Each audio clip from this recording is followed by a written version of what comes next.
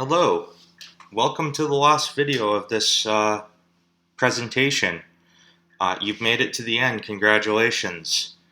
In this video, I'm just going to provide a brief conclusion of the reasons why people support and oppose the Me Too movement, and we're going to talk about the discussion questions, which you'll have some time to think about. First off, why do people support or oppose Me Too?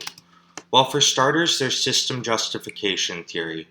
Individuals who score high in system justification, those who attempt to justify the systems that are around them, are more likely to oppose the Me Too movement. Those who score low in system justification are more likely to support the Me Too movement. Then there's hostile sexism.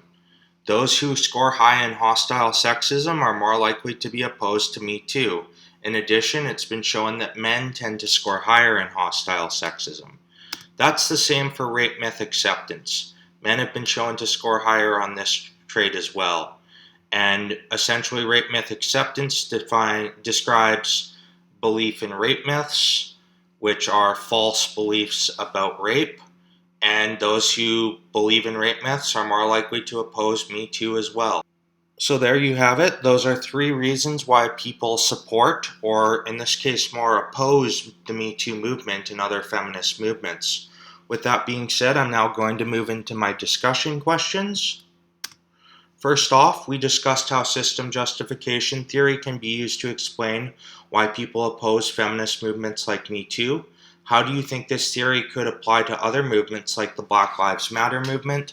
I think this is a really pertinent question. I think it's really relevant and timely. Black Lives Matter is maybe even more timely than Me Too in this particular moment.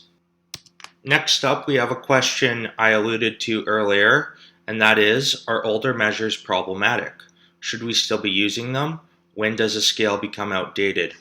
Many of the scales that we use today in research, and indeed one of the scales that I mentioned today, the ambivalent sexism inventory, are older scales. Is that a problem? I want you to think about that. And finally, we discussed just some of the many reasons why people support or oppose feminist movements like Me Too. What other social psychological reasons can you think of that explain why people support or oppose the Me Too movement? Like I said at the beginning, there is a lot of content to go through. There are a lot of articles, and I just didn't have time to do all of them. I had to pick and choose. So I'd like you to put your thinking caps on and try to deduce some other reasons why people might support or oppose feminist movements like Me Too.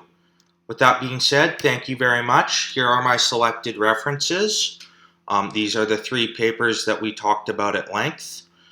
Thank you very much for being a great audience, and thank you for listening. I look forward to speaking with you in seminar this week.